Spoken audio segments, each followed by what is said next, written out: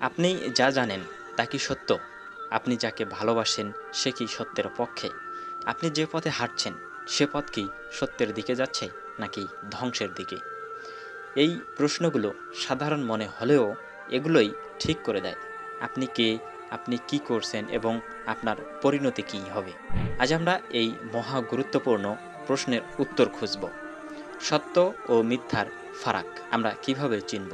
এটি শুধু একাডেমিক বা বুদ্ধিমিত্তিক আলোচনা নয়, এটি আমাদের জীবনের মূল প্রশ্ন। সত্যকে চিনতে না পারলে আপনি কি হবেন? ভুল পথে চলা একজন মানুষ যে ভাবে সে সঠিক, কিন্তু শেষমেশে সে ধ্বংসের দিকে যাচ্ছে। আল্লাহ তাআলা বলেন, বলো সত্য এসেছে এবং মিথ্যা বিলীন হয়ে গেছে, নিশ্চয়ই মিথ্যা বিলীন হওয়ারই যোগ্য। সূরা আল ইসরা ৮১ নম্বর আয়াত। সত্য এমন এক শক্তি যা মিথ্যার অন্ধকারকে ছিন্ন করে দেয়, কিন্তু আপনি যদি সত্যকে সত্য হিসাবে চিনতে না পারেন তাহলে তো সেই আপনিই অন্ধকারেই রয়ে গেলেন। আমরা অনেক সময় দেখি মানুষ মিথ্যা নেতাকে অনুসরণ করে, ভুল ধর্ম বা মতবাদে জীবনকে উৎসর্গ করে, মিথ্যার ধারণায় মরতেও রাজি হয়ে যায়। কিন্তু কেন? কারণ তারা মিথ্যাকে সত্য ভেবে বসে। এ বিষয়ে আল্লাহ তাআলা বলেন, তাদের অধিকাংশই শুধু ধারণার অনুসরণ করে, অথচ ধারণা কখনোই সত্যের বিকল্প হতে পারে না। সূরা ইউনুস ৩৬ নম্বর আয়াত। এখানেই চিন্তার বিপ্লব দরকার, যেখানে মানুষ প্রশ্ন করবে, আমি যা জানি তা কি সত্য? আমি যা বিশ্বাস করি তা কি যাচাই করা? আপনি যদি সত্য যাচাই করতে চান তাহলে আপনাকে নির্ভরযোগ্য মাপকাঠি বেছে নিতে হবে। সেই মাপকাঠি কি? মানুষের মত, রাষ্ট্রের নিয়ম, না নিজের মন? না, বরং কুরআন, যেটা আল্লাহর পক্ষ থেকে নাজিলকৃত আল ফুরকান, যা সত্য ও মিথ্যার পার্থক্য করে দেয়। মহান হল সেই সত্তা যিনি তার বান্দার ওপর ফুরকান নাজিল করেছেন, যেন সে দুনিয়ার জন্য একজন সতর্ককারী হয়। সূরা আল ফুরকান ১ নম্বর আয়াত। অনেক সময় সত্য সামনে থাকলেও মানুষ তা অস্বীকার করে, কারণ তার ভেতরে অহংকার, স্বার্থ, মোহ কাজ করে। সত্যের পথে চলতে হলে আত্মাকে শুদ্ধ করতে হয়। এ বিষয়ে আল্লাহ তাআলা বলেন, আল্লাহ তাদের অন্তরে মোহর মেরে দিয়েছেন যারা বুঝে শুনে সত্য অস্বীকার করে। সূরা আজ-জাসিয়া ২৩ নম্বর আয়াত। মিথ্যাকে এমনভাবে সাজানো হয় যেন তা সত্য মনে হয়। একটি অর্ধসত্য, কিছুটা আবেগ, কিছুটা ভুল তথ্য, কিছু বাস্তবতার সাথে মিশে এমন এক ককটেল তৈরি করা হয় যা মানুষকে বিভ্রান্ত করে ফেলে। আল্লাহ তাআলা বলেন, তোমরা সত্যকে মিথ্যার সঙ্গে মিশিও না এবং জেনে শুনে সত্য গোপন করো না। সূরা আল বাকারা ৪২ নম্বর আয়াত। আজকের মিডিয়া, শিক্ষা ব্যবস্থা, অনেক কথিত চিন্তাবিদ এই কাজটাই করে। সত্য গোপন করে মিথ্যা সাজিয়ে তুলে ধরে এবং মানুষকে ধোঁকার জালে ফেলে। যেমন যখন বলা হয় সব ধর্মই সমান, এটা শুনতে ভালো শোনালেও সত্য নয়। এটা একটি ধর্মনিরপেক্ষ মিথ্যা যা মানুষকে সঠিক পথ থেকে সরিয়ে দেয়। প্রত্যেক যুগেই সত্যের একজন প্রতিনিধিত্বকারী থাকে।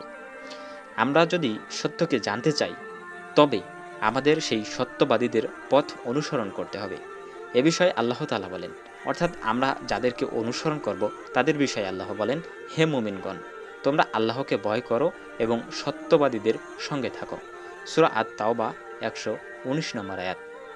আমাদের অনুসরণ করা উচিত এমন সব লোকদের যেখানে বলা হয়েছে নবী ও রাসূলগণ, সাহাবায়ে কেরাম, ইমামগণ, আলেমগণ যারা কুরআন ও সুন্নাহর ভিত্তিতে পথ দেখান।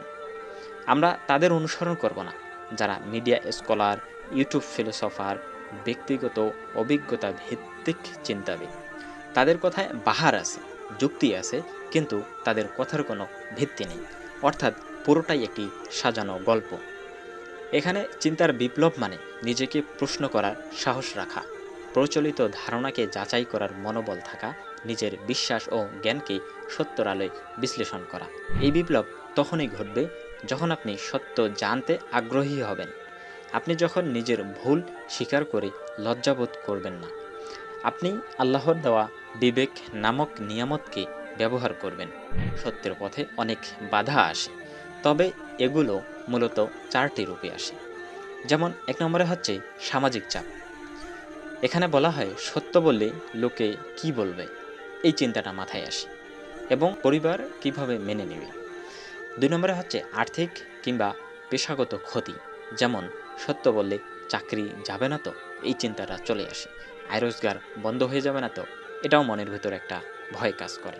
3 নম্বরে হচ্ছে অহংকার, যেমন আমি তো সব জানি, আমার ভুল হতেই পারে না, এই অহংকার মানুষকে সত্যের পথ থেকে দূরে ঠেলে দেয়। 4 নম্বর বিষয় হচ্ছে আবেগের প্রভাব, যেমন আমি ওদের ভালোবাসি, তারা যদি মিথ্যার পথেও চলে তবুও তাদের কথা মেনে নেব। এখন আল্লাহ তাআলা বলেন, তোমরা সত্যের সাক্ষ্য দেবে যদিও তা তোমাদের নিজের বাবা মা এবং আত্মীয় স্বজনের বিরুদ্ধে যায়। সূরা আন-নিসা 135 নম্বর আয়াত। শুধু আবেগের বয়সে মিথ্যাকে গ্রহণ করা যাবে না। অনেকেই ভাবে সত্যকে গ্রহণ মানেই শান্তি ও স্বস্তির জীবন, কিন্তু বাস্তবতা ভিন্ন। সত্যের পথে চলা মানে অনেক সময় নিঃসঙ্গতা, অনেক সময় ত্যাগ, অনেক সময় সমাজের বিরুদ্ধাচরণ, কিন্তু এটিই আপনাকে মুক্তি দেয়, অর্থবোধ দেয়, মর্যাদা দেয়। আল্লাহ তাআলা বলেন, যারা বলেন আমরা আল্লাহর প্রতি ঈমান এনেছি, তারা কি মনে করে যে তাদের পরীক্ষা করা হবে না? অর্থাৎ পূর্বের আলোচনার বিষয়টা সম্পূর্ণ একটা পরীক্ষার ফলাফল।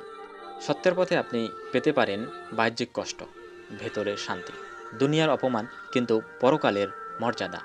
কেউ কানে শোনে না, কেউ চোখে দেখে না, কেউ অন্তর দিয়ে বোঝে না, তাদের কি হবে? এ বিষয়ে আল্লাহ তাআলা বলেন, যাদের অন্তর আছে কিন্তু তারা তা দিয়ে বোঝে না, চোখ আছে কিন্তু তা দিয়ে দেখে না, কান আছে কিন্তু তা দিয়ে শোনে না, এরা চতুষ্পদ প্রাণীর মতো, বরং আরও পথভ্রষ্ট এবং তারাই গাফেল। সূরা আল আরাফের 179 নম্বর আয়াত। তাই শুধু বাহ্যিক জ্ঞান নয়, চিন্তা করতে শিখতে হবে। মিডিয়ার মুখস্থ করা কথা নয়, বরং বিশুদ্ধ ও আত্মিক চিন্তা করতে হবে। এই যুগে মিথ্যা সবচেয়ে সুন্দর ভাষায় উপস্থাপন করা হয়। সত্যকে উগ্রতা, জঙ্গিবাদ বা পশ্চাৎপদতার নামে হেয় করা হয়। তরুণদের মগজ ধলাই হয় সিরিজ, সিনেমা, সোশ্যাল মিডিয়া দিয়ে। তাই সত্য জানা আজ শুধুই দিনই দায়িত্ব নয়, এটি একটি বিপ্লবের অস্ত্র। আল্লাহ তাআলা বলেন, হে নবী, আমি তোমাকে পাঠিয়েছি সুসংবাদদাতা ও সতর্ককারী হিসাবে। সূরা আল আহজাব 45 নম্বর আয়াত। তুমি যদি সত্য জানতে চাও, তুমি যদি সত্য জানতে না পারো, তুমি জানতেও পারবে না তোমার শত্রুকে, তোমার বন্ধুকে। কুরআন হলো আল হক, অর্থাৎ সত্যের উৎস। এই কিতাবের গভীরে গেলে সত্য আপনার সামনে উন্মুক্ত হবে। রাসূল সাল্লাল্লাহু আলাইহি ওয়াসাল্লামের জীবন অধ্যয়ন ও তার জীবনে আমরা দেখি কিভাবে সত্যের জন্য লড়াই করা যায়, কিভাবে একা থেকেও সত্য প্রতিষ্ঠা করা যায়, কিভাবে মিথ্যার সামনে মাথা না নেওয়ানো যায়। যেখানে চিন্তা থাকবে কুরআনের আলোয়, যেখানে আবেগের বদলে থাকবে সত্যের ভিত্তি, যেখানে যুক্তি, সৌন্দর্য ও হৃদয় সব একসঙ্গে সত্যের পক্ষে কথা বলবে। আজ আপনি এই ভিডিও দেখছেন, শুনছেন, মানে আপনি চিন্তা করছেন। এটাই শুরু। কিন্তু শুরু যদি শেষ না হয় সত্য গ্রহণ ও প্রতিষ্ঠার মাধ্যমে, তাহলে এই চিন্তা ফলহীন। সত্য ও মিথ্যার পার্থক্য শুধু জ্ঞান নয়, দায়িত্ব। এই দায়িত্ব নেওয়ার নামেই হচ্ছে ঈমান। আর এই দায়িত্ব পালন করাই চিন্তার বিপ্লব।